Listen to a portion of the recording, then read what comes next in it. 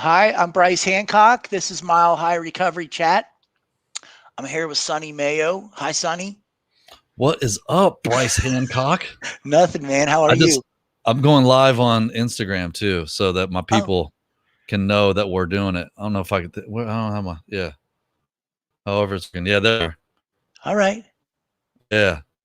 So my people, come and yep, somebody's coming on. Yeah, dude. Hi. What's up, Brice Hi. Hancock? Nothing. What's going on, bro? So what's going on with you, man? What's new? Well, you and I were just you asked me right before we went live if like how I was doing, right? You're like, hey, how's it Right. going? And so I was about to tell you how rad it was going because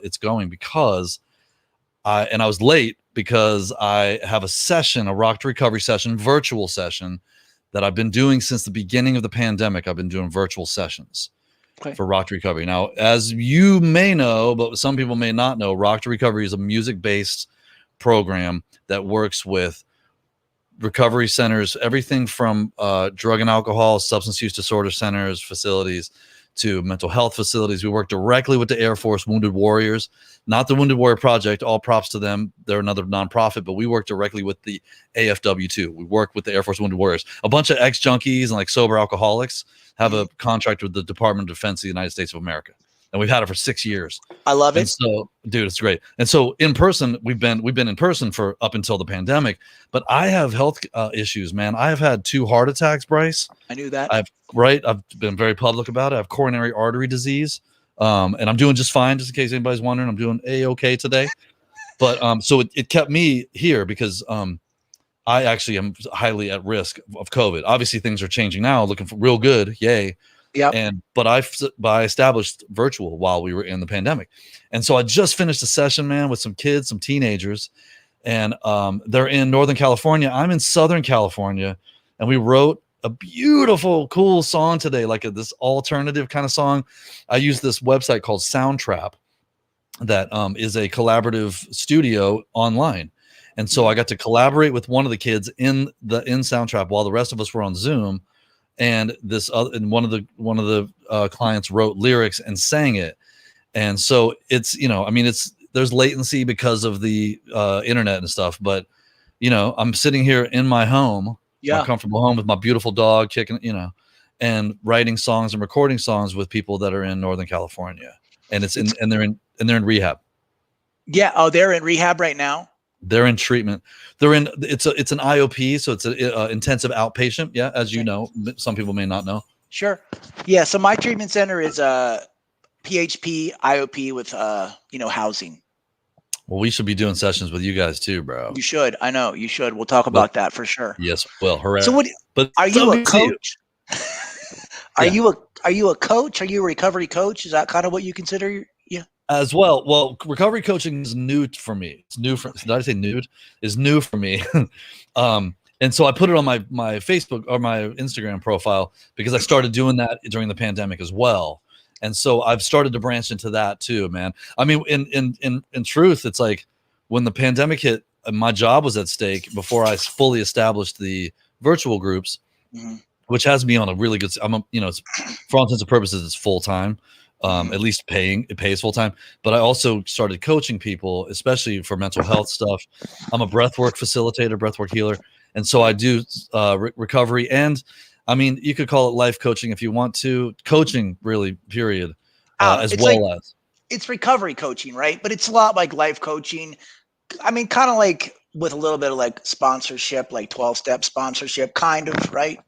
Well, honestly, the 2 main clients I've had, private clients, neither of them were in recovery. Oh. One of them is a friend of mine who started singing for a band, and I coached him, setting him up for the tour. I got him on a daily routine. I got him practicing certain modalities of meditation, of writing, of like committing to doing like a regimen in the morning, and then doing a couple check-ins during the day, and then a closeout at night. It sounds like a lot. It seems like a lot at first, but it's really simple key things that we started working on to get him prepped for it, and he killed it. He went on and did like a short tour. And he's in the well, I don't know if I can say that. He's a singer that did a short tour in Florida over the last couple weeks. And it was the first time he'd ever, and he's in a band with like serious pros, but he has never done any touring himself. He's been a drum tech actually, but now he's stepping out as the lead singer. All right. And so he's killing it. So really my recovery coaching has been more, or that kind of coaching has been more geared toward people who are not in recovery. That's why I say, you know, life coaching, but I won't sponsor people who I do recovery coaching with, but I tie in a lot of the stuff. You know what it is. Yeah, you know. I do. So I don't know. Do you remember me from the I'm from Baltimore. You're from Maryland, right? Virginia. Okay.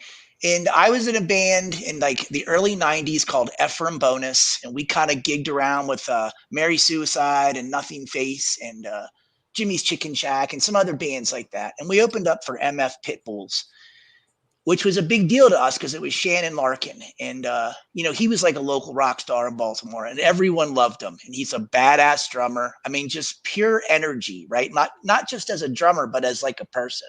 Dude, you're speaking. I mean, me too. That's before I met the dude. And after, I still revere him in that same way. He's a dear friend of mine. And so I totally remember yes, I remember your band, Ephraim Bonus. Okay. I remember the name in particular. Yeah. And you guys had Jamie Miller on drums, right? Woo, which was a trip. And you guys had these two big drums in the back and a drum set, which was really weird and super heavy. And you guys liked us, and we were kind of like, we felt real good about that. Like you guys said, you guys are cool. It's different than other bands. Whatever. Love it. We thought that was awesome. And we liked that you liked us. Right. It made us feel good. Right. And so I crashed and burned in Baltimore. I got into heroin and crack, and it didn't go well. And I ended up moving to Colorado. And I followed you because you guys you started a band called Snot. And I think it was started that you moved out to Cali to play with Snot, right? It's okay. So let me back up real quick because I want to talk about MF Pitbulls real quick. Okay. And I'm not trying to talk shit, but MF Pitbulls did the thing with, like you talked about, we had two kick drums on their side and we had two percussionists and a drummer, and they would play the drums. They would play them like timpani or like, but it was like, it was like tribal. Right. And that was a Shannon Larkin idea because he obviously is just a master at drums and percussion, but he's also a master at songwriting and arrangement, and he is a musical master. So he had this idea, and he was the lead singer of the band. We stole Jamie Miller from Mary Suicide, by the way. We literally stole him from that. We were like, that guy needs to be our drummer. We played with him at the Rabbit's Foot. Remember the Rabbit's Foot? Yeah, in Frederick. Yeah. So we had a show at in Frederick, Maryland at the Rabbit's Foot. I mean, bro, this is 1992, 3. And we saw him and we were like, okay, we got to get that guy. He's awesome. Oh man, Jamie Miller. Yeah. Jamie Miller's amazing. He's in Bad Religion now, in case anyone doesn't know. Yeah. The drummer of Bad Religion was the drummer of Mary Suicide. We stole him. He was then the drummer of MF Pitbulls. And then he replaced Mark Davis. And so he moved, man. And we're like, oh man, shit. We loved MF Pitbulls, Wrathchild, all that stuff.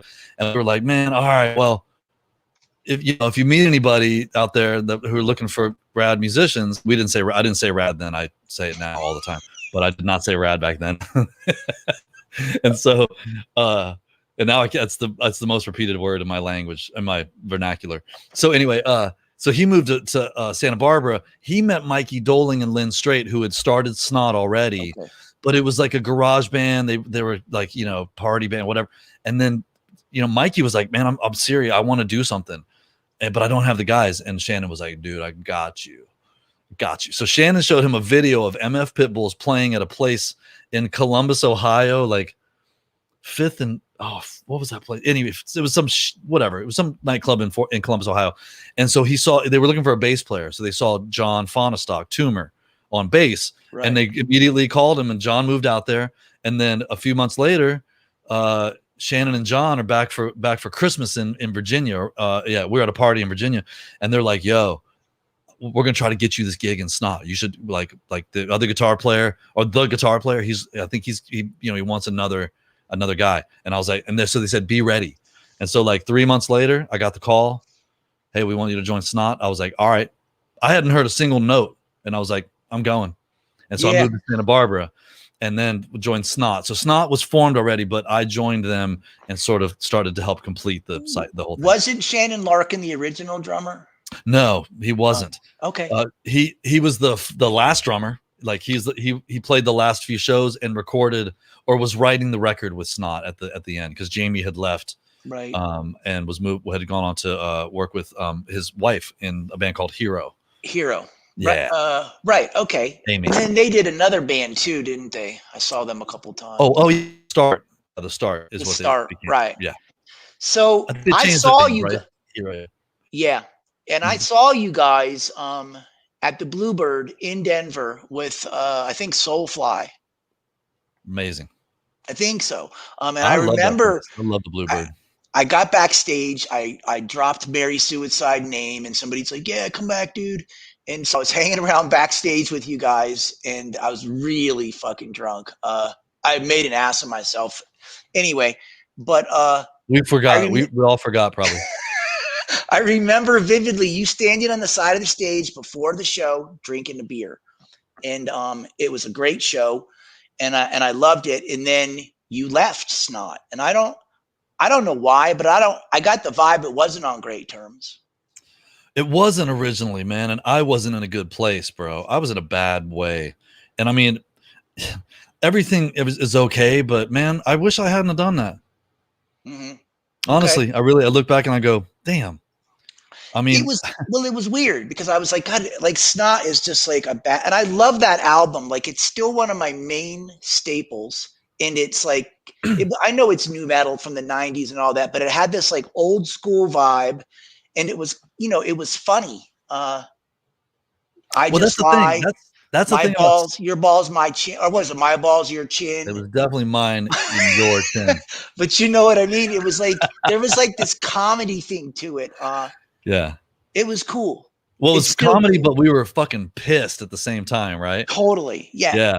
I have this theory, Brice, that like that when Mikey was kind of like masterminding the thing, I think, and I don't even know if he and I really talked about this.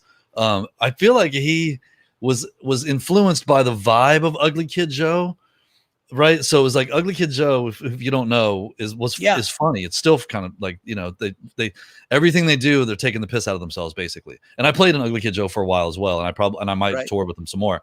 But imagine Ugly Kid Joe is like this, fuck you, right? Snot was like, fuck you, like Snot is the angry younger brother of Ugly Kid Joe.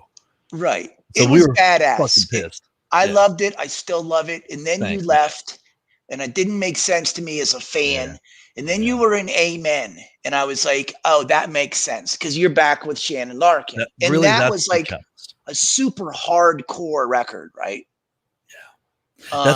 You're right. That was really, if there was any real catalyst, and I'm not trying to put it on Shannon, but if there was any decision with the struggles that I was having internally that were then causing me to have struggles externally, and what I'm talking about is drugs and alcohol, my addiction. Literally, when I quit Snot, I was coming off crystal meth. Oh, okay. I was not in a good way, man.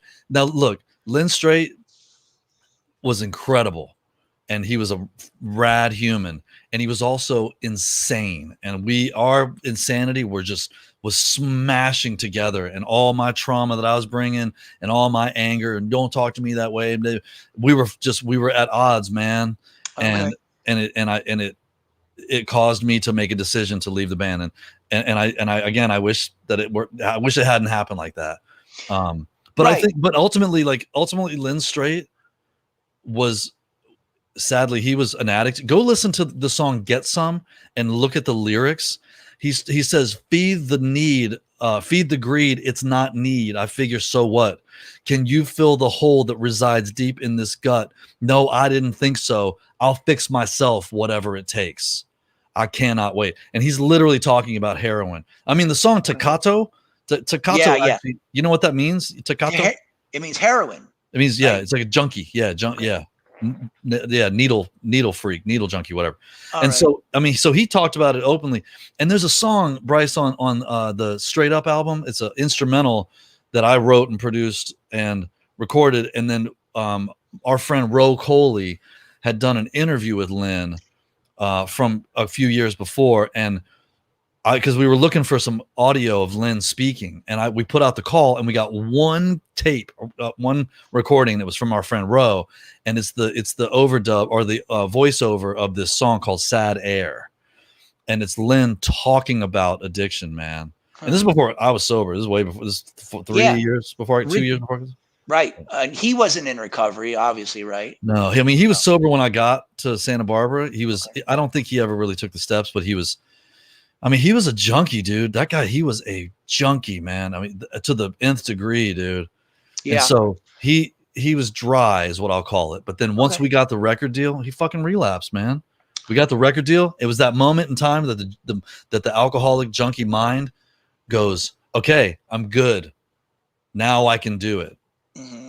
You know what I'm saying? I'm waiting for that one day, for that one fortuitous event. Like, if I can just get my shit together, then I can slam heroin like a normal person. Was going to be a rock star too, right? Yeah, man. Why be sober when you get your first big record deal?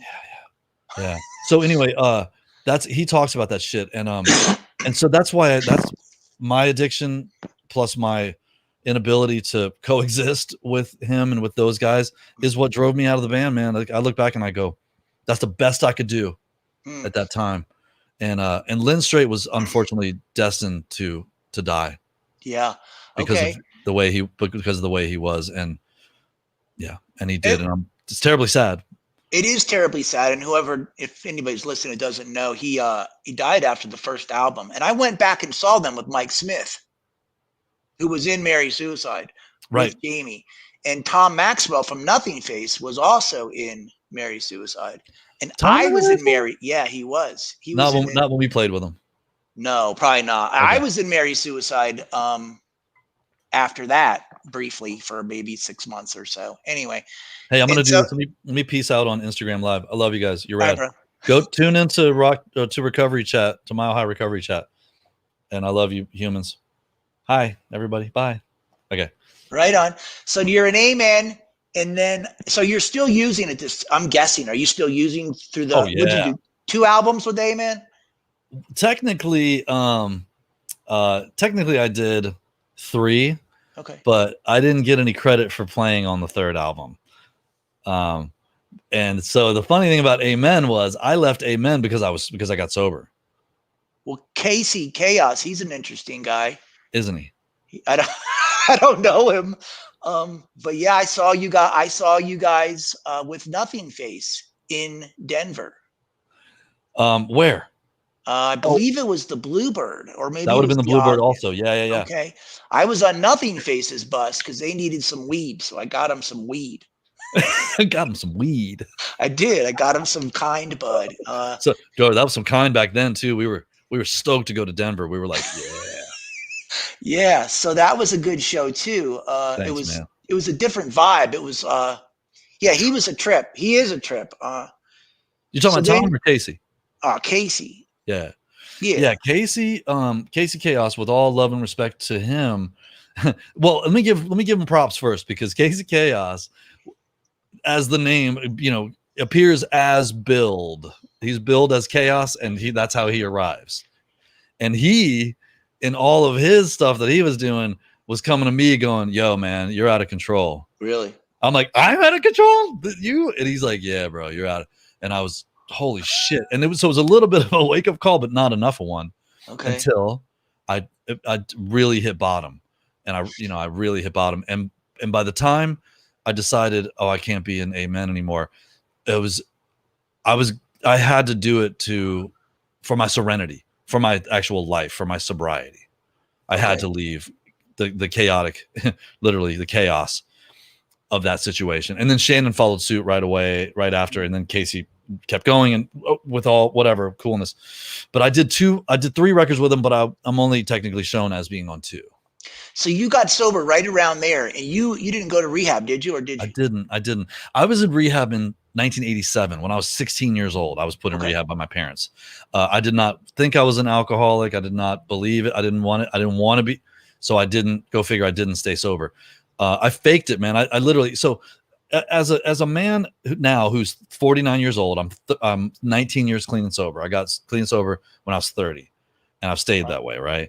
But when I was 16 and I came into rehab and they started taking us to meetings in Virginia, like I don't know if you, back then, 87, it was like, it's still in like church basements and shit, but like in LA and other parts of the world, we make it look good now. Like, oh yeah, it looks good. It for didn't look sure. good back then to me, man. I was 16 and people were like, if you want what we have. And I was like, I don't want what I you don't have. want what you have. Right. Yeah. Of course And not. so somebody told me, Brice, someone said, hey man, you seem pretty miserable. And I was like, this punk 16-year-old kid. And they were like, hey man, just fake it till you make it. And I didn't know what they meant by that. What they mean is, it's a very clever phrase that I never use unless I'm going to tell somebody what it means.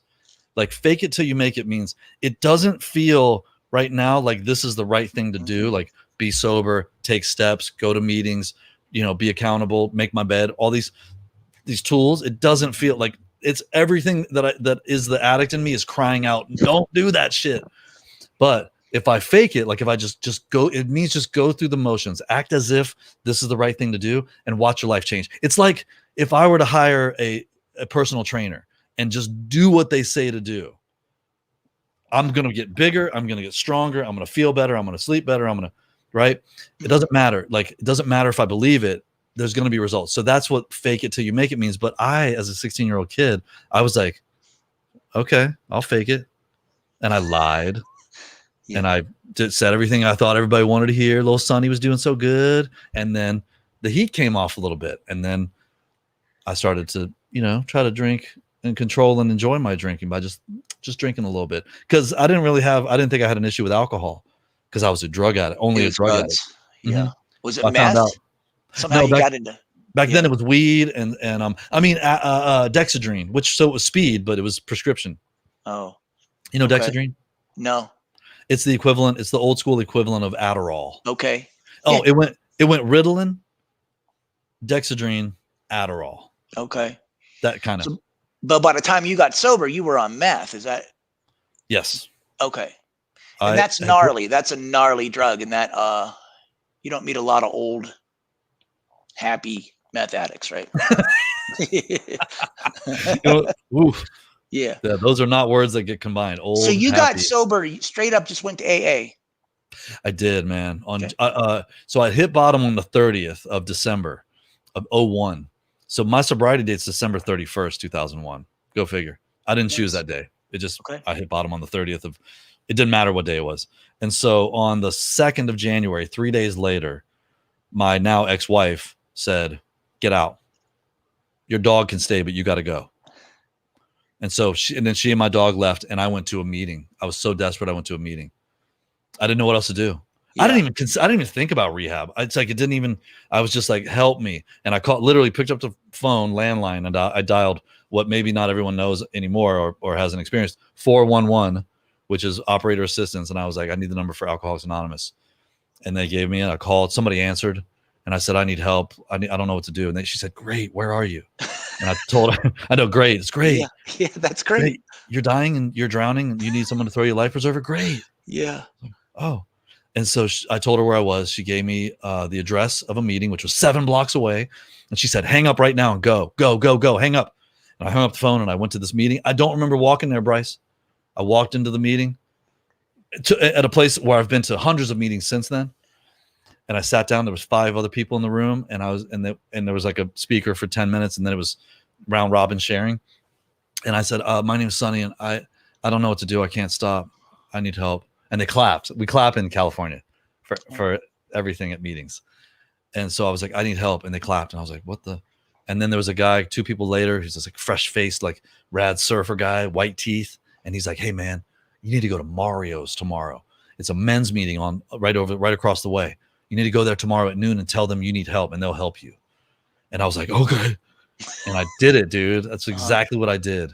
So no band. Your wife kicked you out. Oh, I was still in Amen. Oh, you were? Oh, okay. So you were sobering up in Amen. That's why I left the band. It's because I was getting sober. That makes sense. Doesn't seem like, those don't seem like AA approved lyrics. All right. So then you were in Head. Yes. Yeah. So after I left Amen, I literally just went back to work, dude. I went back to work. I've been a vet tech. I love animals, so I worked with Yeah, animals. It was like that secondary. I don't know whatever job you had secondary to your band stuff. lots of jobs. Okay, Yeah, mine lots of was jobs. working at an animal hospital and I could get a job right now. I could walk down the street to this animal hospital right over here and get a job right now because Okay. I know because I've done it before. And they're like, yeah, we always need help, right? So I did. I went back to work, and by the time I had around 10 months, and I was really digging into my steps, man. I had been going to meetings 7 days a week. I had more commitments at meetings than there were days of the week. So it's all clicking. You're getting Yeah, it. That firing. internal shift is happening, right? Yeah, just blasting on all cylinders, having spiritual experiences on the way to the spiritual awakening by taking the steps that has cast out the obsession to drink and use. Yeah. Literally cast it out. I do not have the obsession to drink and use alcohol or drugs today. Right.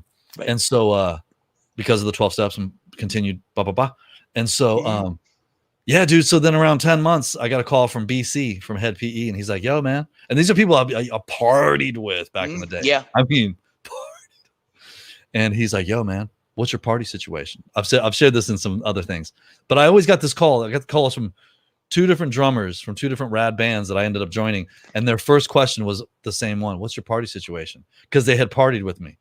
And they were like, yo, we want you in our band, but how you doing, bro? Right. How yeah. you living? Good. Right. Yeah. Yeah. And so I said, yeah, I've been sober 10 months. He goes, cool. You want to join head? I go, yeah, I do. So were you nervous? No. About being the only sober guy in that band. Once again, not AA approved lyrics, right? Completely not AA approved. Right. Like XXX lyrics. Yeah, for sure. And another one of my favorite bands. Love that band, man. And Wes Gear was in the band. I believe you were in the band with him. And then he departed, I believe, to get sober, right? Not really to get sober, but he did end up getting sober. All right. And I'm not trying to tell his story or anything like that. But he's the founder of Rock to Recovery. Yeah, so how about that? It's appropriate. Oh right? my God, it's so appropriate, dude. Yeah. So I joined the band with my friends, guys who I knew, became closer friends. And Brice, now that you mentioned it, like, was I nervous? About being the only sober guy, right? Yeah. Maybe not, because I did have some experience in Amen when I had 18 days in February of 2002, 18, 20 days, whatever. I went on tour in Australia, the Big Day Out tour. And I don't know if anyone's ever heard of this tour, but it's rad. I think it's rad. We called it the Big Day Off because you show up in Auckland, New Zealand, you play a show, and then you got 4 days off while they move all the gear to the next town, which is in Australia, Brisbane. And then you fly to Brisbane, you play a show, and you got 3 days off. And then you fly to, and then you go fly to the next one, and then you have 2 days, 3 days off because it's a festival. It's huge. And so we did a couple one-offs, and then like System of a Down was on that tour. So I'd go hang with them on nights off. I had my buddies around. Dave Williams, God bless him, from Drowning Pool, who also died of complications due to heart stuff and drugs and alcohol back in 2004. He was on that tour, and those are my boys too. Are those CJ sober guys? They're not sober, no. Okay. No, they're your friends. They're my boys, yeah. Okay. Some of them might need to be, but some of them don't need to be. Whatever, okay. They're my bros. Okay. But I was the only sober guy around that I knew. There was the drummer of NoFX. NoFX was on that tour also, but I didn't get to hang with him that much. But I would try as often as I could to go and hang out with Eric, the drummer of NoFX, because he had been sober for, I think he already was sober 20 years at the time. But I only got a little bit of time with him. But dude, I did it on tour, and I went to meetings is what I did. I did the same things on the road that I did at home.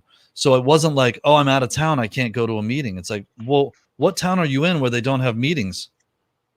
I hear you, but that takes courage. Like because I was the same way. I had to get to a meeting every day or I was not going to make it. I had to hear something to give me hope every single day. But I was in my hometown. I knew right where it was. So that took some courage to go, and it's like, it's gnarly in that first 30 days, right? You're not feeling good yet.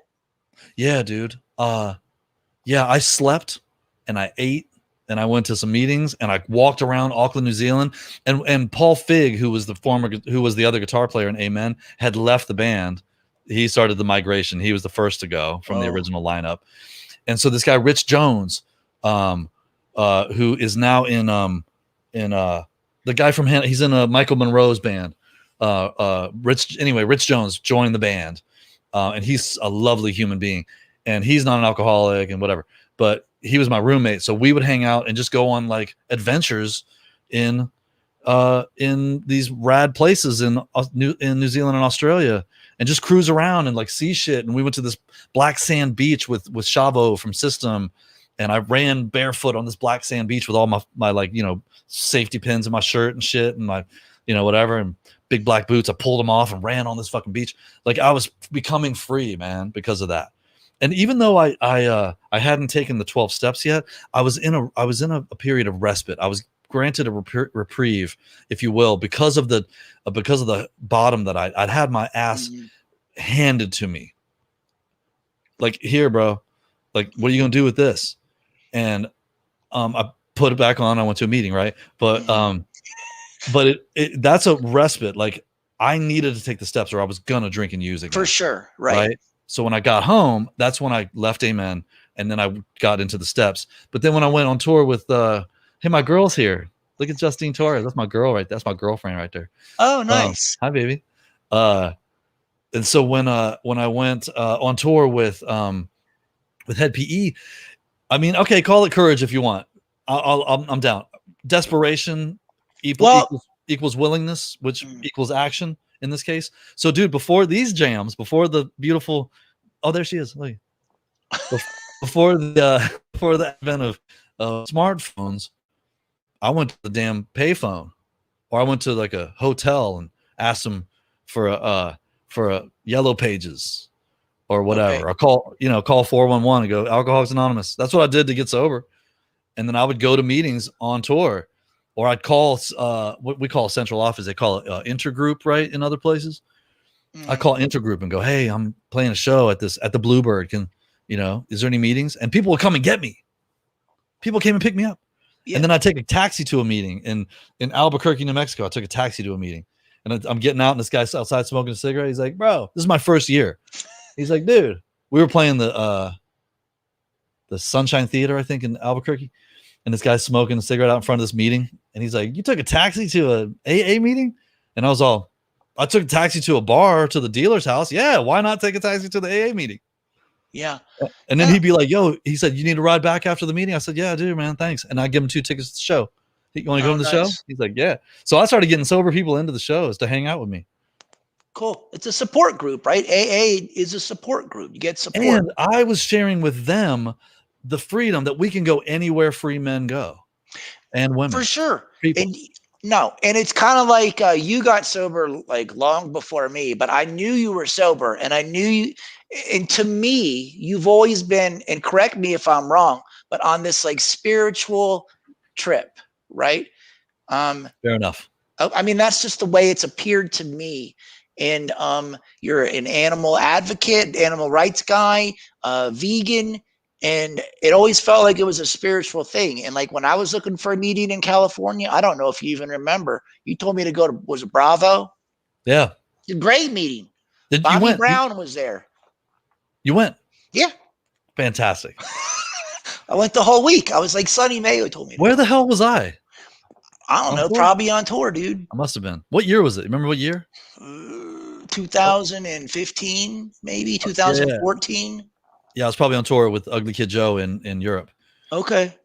Yeah, well, you've always been on this thing, right? And then so you got to rock the career, because I've always followed you. I followed you through the bands, through like the gnarliest parts of your addiction. I didn't know until you got sober that, it must have been really, terrible or whatever.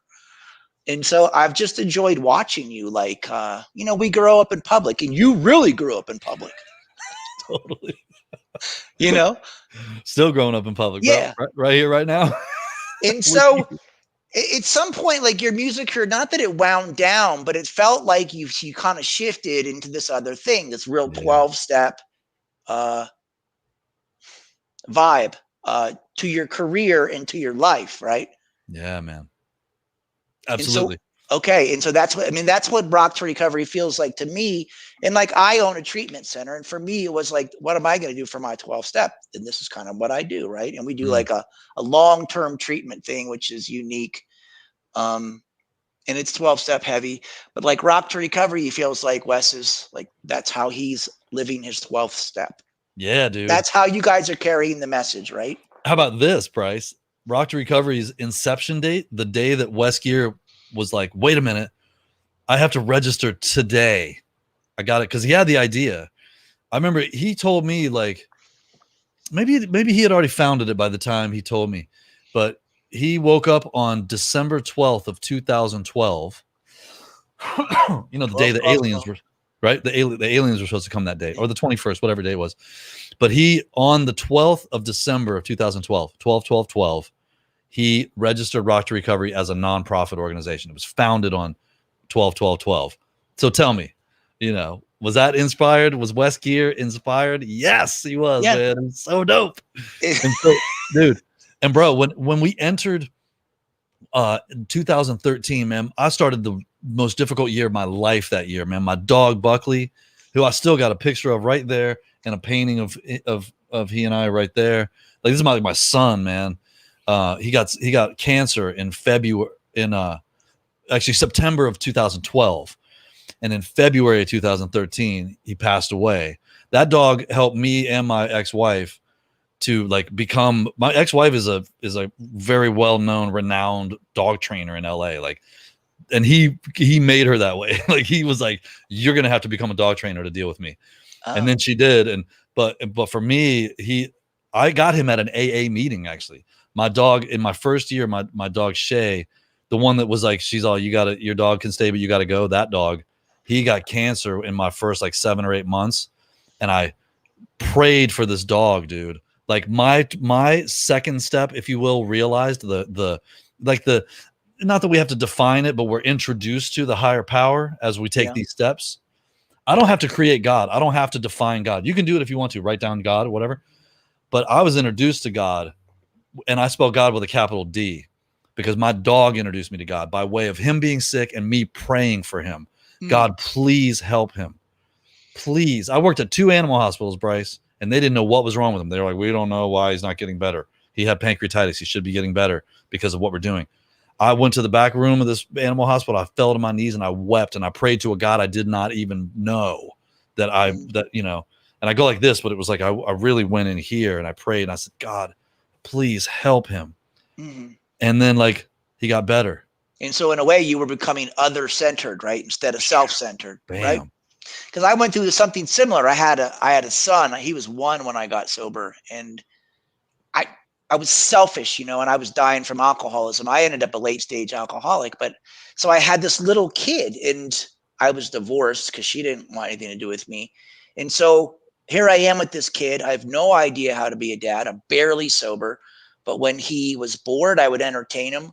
When he was hungry, I'd feed him. When he went to the bathroom, I'd change him, and I became other centered. Do you know what I mean? And Yeah, just dude. kind of got out of myself a little bit. And that's how I got through like the first 6 months going to And meetings every day too. and that's running parallel with it, right? As you're doing these things, then you have the opportunity to do this life stuff along with it, right? And you become available to it.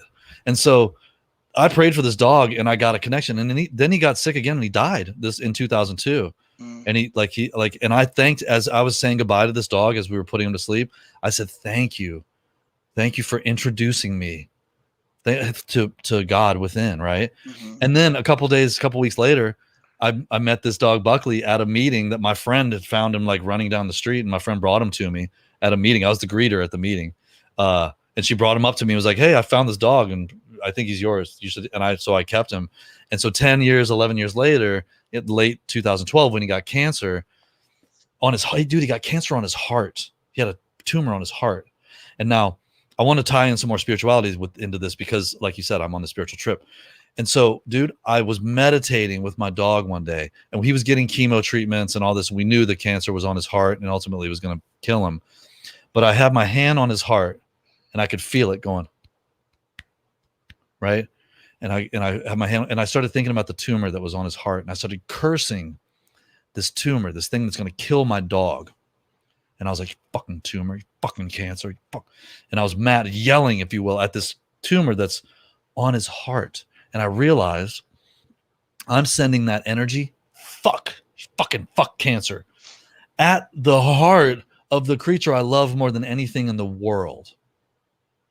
And I went, no, dude, like stop. Mm.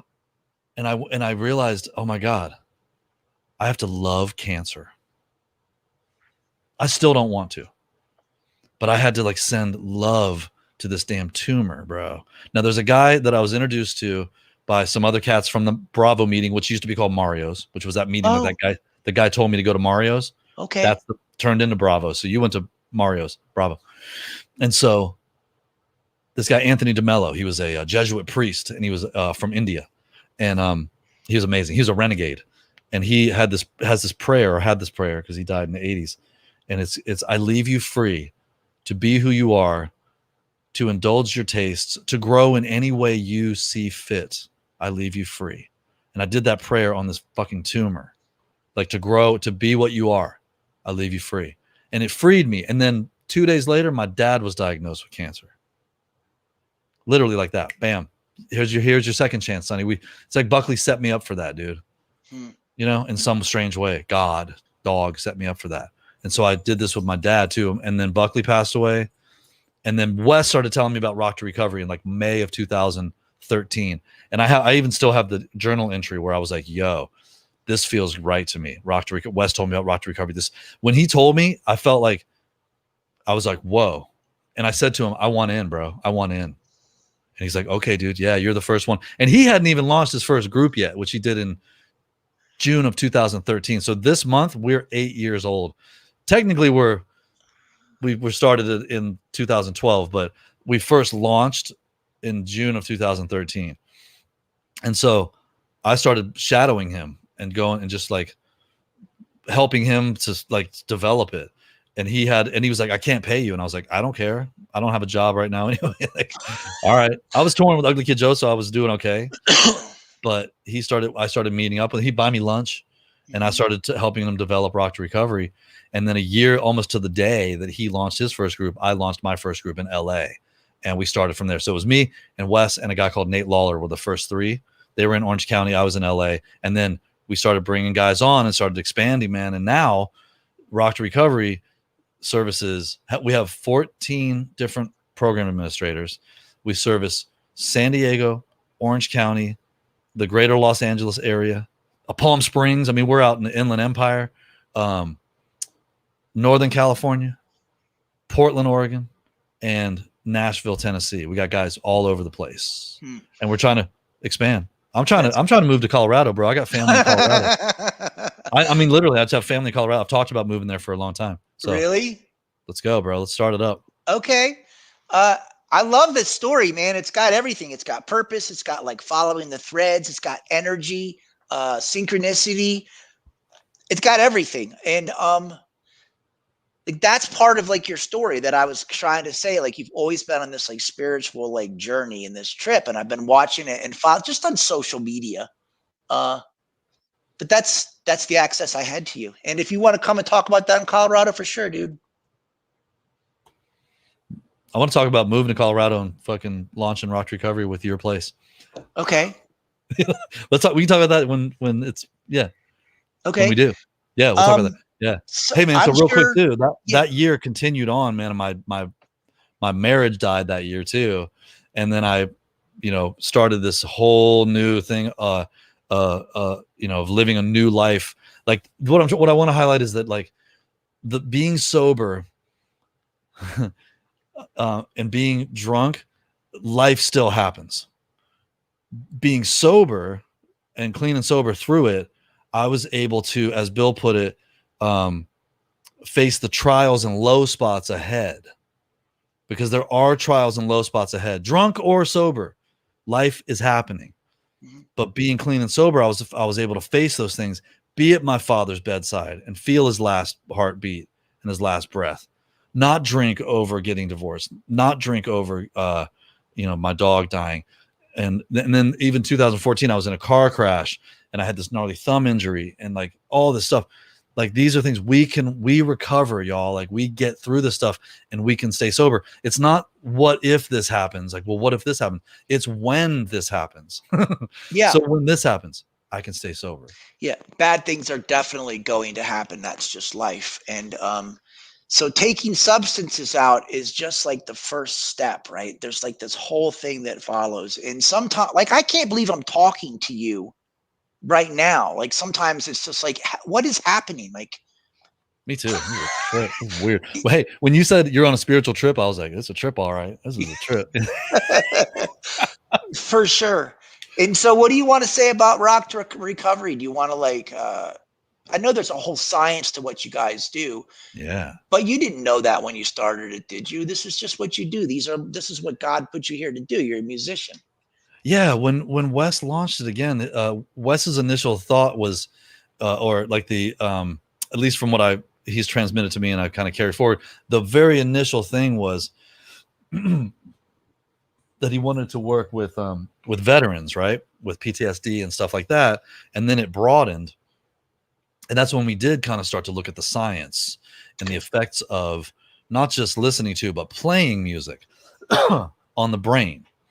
And playing is not limited to players, meaning that one does not have to be Jimi Hendrix to play the guitar, or, does not have to be the greatest singer ever to sing, to play hand drums, to learn a chord progression, or learn a few notes on the keyboard. So that's where what we did was where we're different than traditional music therapy, because we're not music therapists. We are musical interventionists, if you will.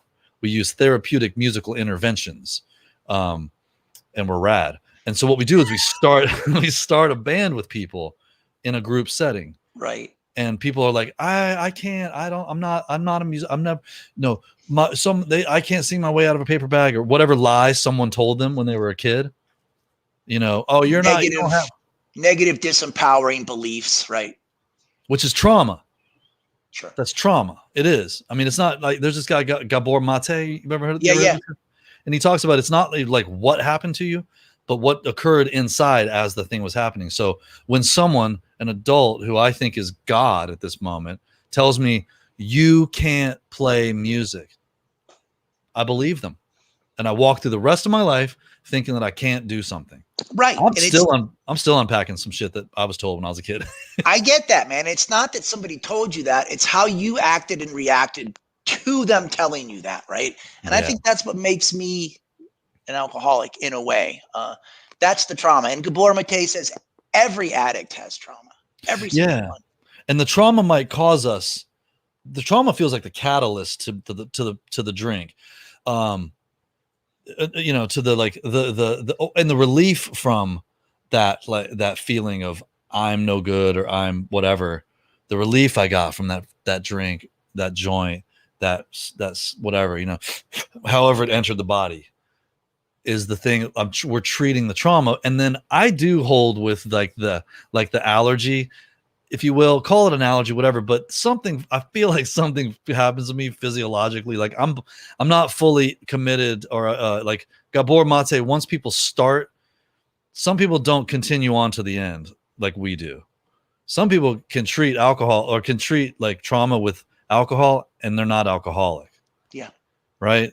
That's like just, whatever, normal drinkers, moderate drinker, even hard drinker. Yeah. But I feel like I crossed a line that I can't cross back over. And I don't even really want to, man. I'm not interested in having a couple drinks ever. No. Well, that's the 10-step promise, right? It'll be removed. It's gone. Yeah. And I'm the same. I can literally stop. If I get quiet and I think about taking a drink, I can feel the allergy.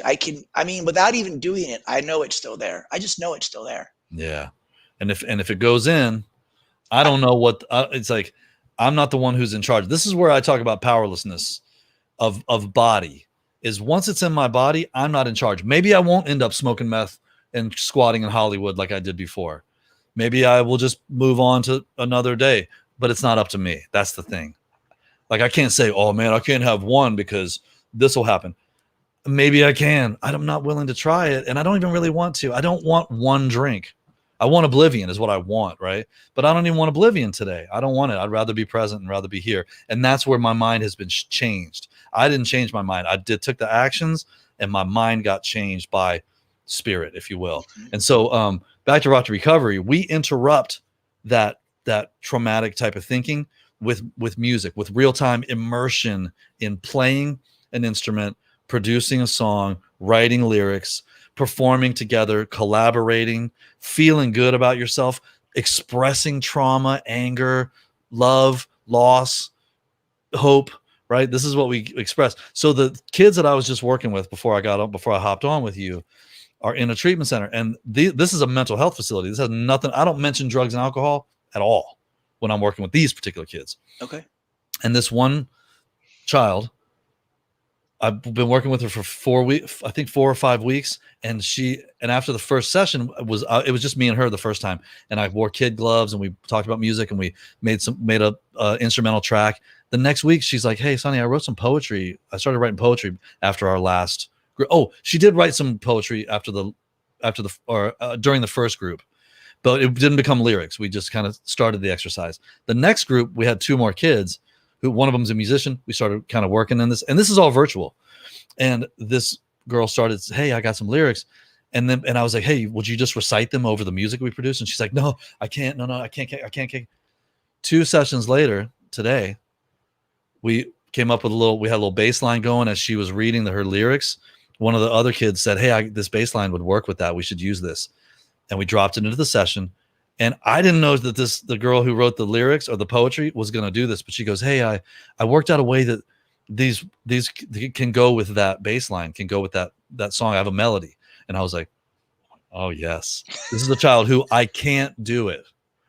Today, dude, she sang over Zoom, full voice. I recorded it. We have it, by the way. What we do is once we record these songs in person or virtual, we put them on our SoundCloud page, Brice. There's a Rock to Recovery SoundCloud page. If you go to soundcloud.com/Rock to Recovery, we have 20,000 songs. Wow. Put that in your pipe and smoke it. 20,000. Put that in your vape and smoke it. That's amazing. 20,000 songs. And we're adding to it. 14 people are adding to it every day of the week. Right? Every day, multiple sessions a day, 5 days a week. Actually, more than that. So, in person, we get to have this connection too, man. And we get people playing keyboard or playing guitar, and we're helping guide them to make a song. And then people are like, "I didn't know I could do that. You know, my uncle told me I didn't have a musical bone in my body." And I was like, he was wrong. They're wrong. It's a lie that we were told. Right. Also, playing music, right? We play. What does play mean?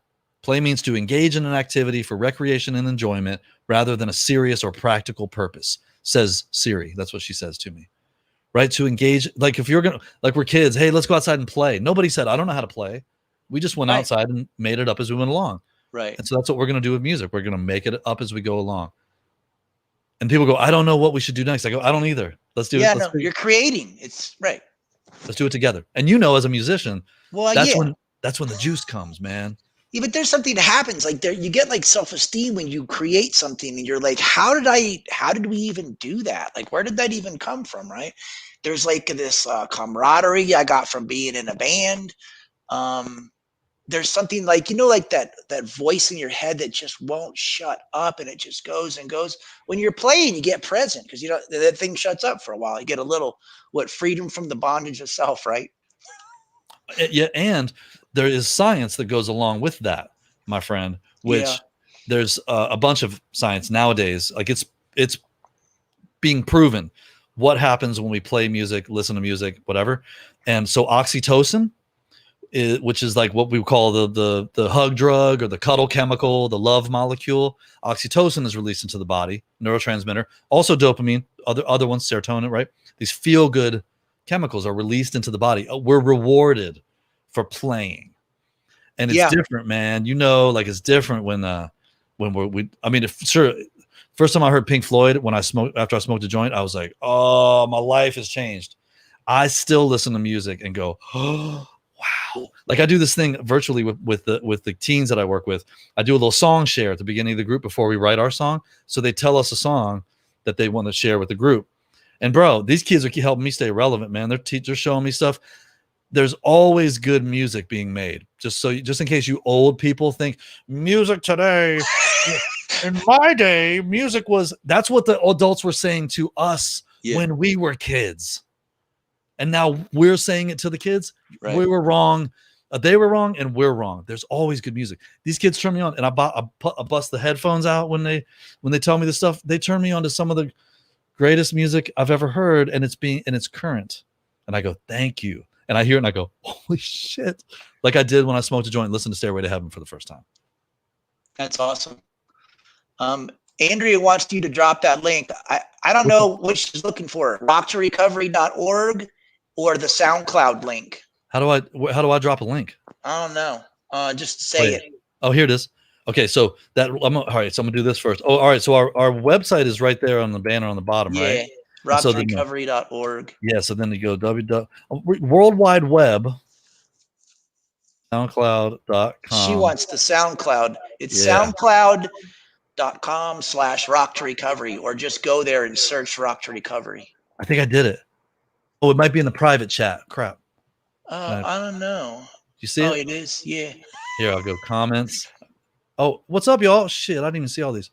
How do I drop it in there? I'm not sure we can. All right. Hey, Andrea. Was it Andrea? Andretti? Oh, there you go. SoundCloud.com/rocktorecovery. Yeah. Andrew's like, drop the link, yo. Andretti. Sorry, not Andrea. Andretti. So yeah, dude. Again, we get to do these beautiful events with Air Force Wounded Warriors. They've flown all over the world to do this work that I described to you with Air Force Wounded Warriors and their caregivers. And I, in 2019, got to do it with their children in Ramstein Air Base. That's in Germany, bro. Rammstein. You damn right I listened to Rammstein when I was in Germany. In fact, when I landed in Frankfurt, because I was ahead of Wes was meeting me there in July 2019, and when I landed, I got the rental car, and I got on the Autobahn, and I fucking cranked like my favorite Rammstein song is Sonne, Sonne. Yeah, baby, I see you. So I was blasting that through the German countryside, but I got to go there and work with their kids, bro. Kids from the age of 6 to the age of 18, 20 of them. We wrote a song together, and we performed it live at the closing ceremonies of this event on the airbase in front of generals and commanders and all the Air Force. And dude, I mean, I've rocked some stages, bro. I rocked a stage in Poland in 2013 with Ugly Kid Joe in front of 600,000 people. Jeez. That show that event I did with those kids when they were all singing about how the song was called "I'll Still Be Me," and it was about no matter what happens in my life, I'm gonna be me. I'm gonna be true to myself. That's what the lyrics were, written by kids between the age of 6 and 18 years old. And we had this like stomp clap part, like almost like "We Will Rock You," but it was like boof, boof, gah, boof, boof, gah, and it was a sing along, and it was like "I'll still be me, I wanna be." I can't remember the lyrics, but it was "I still." And we were singing this in like the crowd, and I'm like, bro, this might be the raddest work I've ever done in my life. That's awesome, dude. And I've rocked some stages. Yeah, I've seen a million faces like Bon Jovi, and I rocked them all. I think I might have seen a million, maybe close. So that's awesome. Dude, it's rad. You know, if anybody loves what we're talking about and wants to help us, we are a nonprofit organization, rocktorecovery.org, and we have a fundraiser every year. We didn't get to do it last year for obvious reasons, but we're set for September 18th at the Fonda Theater in Hollywood. You should come out, bro. I might. You should come, dude. Walk the red carpet like a G. Okay. Yeah. And or Mile High Recovery Center can sponsor Rock to Recovery. Come on as a sponsor, man. Whatever. But if however people want to support us, come to the show, buy a ticket, become a monthly donor. Like I'm a monthly donor to Rock to Recovery. I give $8 a month. How am I going to be part of a nonprofit organization and not give to it, right? Besides my time, I give to Rock to Recovery.